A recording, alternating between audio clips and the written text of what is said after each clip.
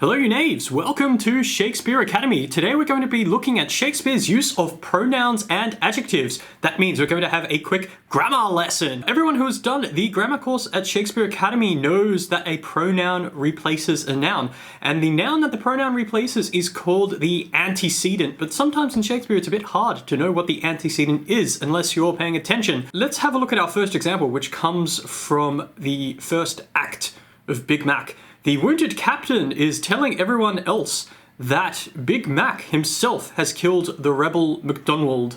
For brave Macbeth, well, he deserves that name, disdaining fortune with his brandished steel, which smoked with bloody execution, like Valor's minion carved out his passage, till he faced the slave, which ne'er shook hands, nor bade farewell to him, till he enseamed him from the nave to the chaps, and fixed his head upon our battlements. Some of these pronouns and the related possessive adjectives refer to Big Mac, and some of them refer to Macdonald. If you come across a passage like this, I would suggest that you assign a colour or a number to each person and mark the pronouns with that colour or number. So for this passage, let's have Big Mac in green and let's have Macdonald in red. Now we can see which pronouns refer to which person. Another thing is that you often see the possessive his in Shakespeare where we would use its.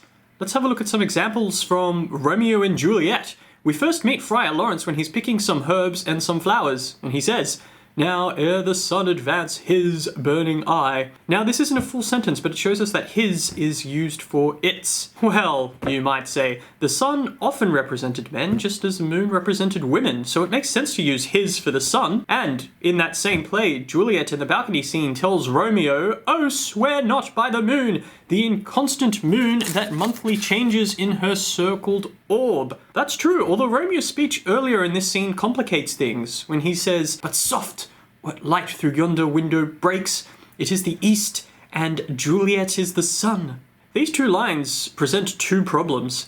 If the sun is associated with men, then what does it mean if Juliet is the sun? And if we just stick to the grammar, what does it refer to here? What is the antecedent? We have two possible answers, the nouns in the first line, light and window. There's no right answer for this, but your answer will depend on how you interpret and how you act the play. Remember that this scene is taking place at night. If it refers to light, then you have a metaphor with Juliet being the source of light, the sun. But if it refers to window, then the bedroom window is the east. In other words, Romeo has shrunk the universe into Juliet's bedroom window, so there's nothing else that exists for him, nothing else matters, and she is the source of light that illuminates everything in it. Romeo is a simp. Despite this stuff about suns and moons, the word his was often used for neuter objects. Here's the friar again, giving one of his many words of wisdom. "The sweetest honey is loathsome in his own deliciousness." So we find in Shakespeare that his is mostly used where we would use its. As the best English dictionary from the second best English university reminds us, his was used for masculine, neuter, and sometimes feminine objects. Although they remind us that the Middle English use with feminine objects is probably a result of scribal errors. And the first recorded use of its as a possessive adjective comes from 1577. Of course, people would have used it in speech before it was put down in writing, but it still shows that the possessive form its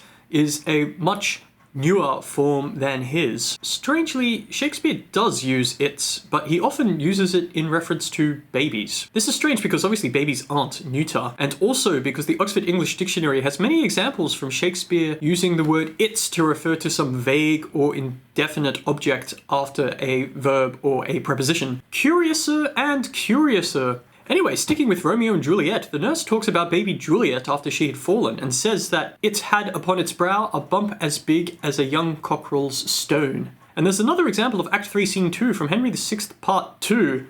Wait, what? Is that an apostrophe? Your teachers should have told you that you use an apostrophe in its only for the contraction it is, but the apostrophe here is used for a possessive. Here's how the logic goes. Say you have John and something belongs to him, it's John's apostrophe S. If you have Anne and something belongs to her, it's Anne's apostrophe S. Then if you have it and something belongs to it, it's its apostrophe S.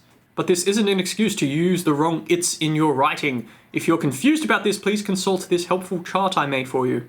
You know, this confusion about pronouns has really stressed me out. using his to refer to objects and its when referring to babies. I'm just gonna relax. I'm gonna read one of my favorite plays, Love's Labour's Lost. If you haven't read Love's Labour's Lost, what are you doing with your life? I mean, Love's Labour's Lost is pretty long. I'm not going to read all of it, so I might just read the last scene, Act 5, Scene 2. What? Some of the guys are talking about Boyette, and Biron says, see where it comes, referring to a man. Well, Love's Labour's Lost is a comedy, I suppose, and Biron is being derogatory here. So let's turn to a tragedy. We won't find any flagrant misuse of language in, say, Big Mac. Alright, how about Act 1, Scene 4 of Big Mac? When Duncan is praising Big Mac himself, that ought to be pretty prim and proper. Duncan says, what? It is a peerless kinsman? Forget about it. I'm just going to read The Tempest. How about Prospero's speech at the end of Act 5? What? I am Prospero, and that very duke which was thrust forth of Milan, who, most strangely upon this shore where you were racked, was landed? Prospero uses both which and who as personal pronouns. He's referring to the same person himself. As was commonly done in the period, Shakespeare uses which as a personal pronoun when we would use who or whom, even though who and whom had been well established as personal pronouns by Shakespeare's time. Kiriko Sato argues that which as a personal pronoun is common with thou, but extremely rare with the singular you. If you want to know more about the difference between thou and you should have a look at my video on the topic. Sato also argues that which is associated with heightened forms of emotion and dramatic tension, and is also used when referring to social inferiors. Well, there you go. They are only some of the confusing ways that Shakespeare uses pronouns and possessive adjectives. If you'd like this, don't forget to liketh and subscribeth.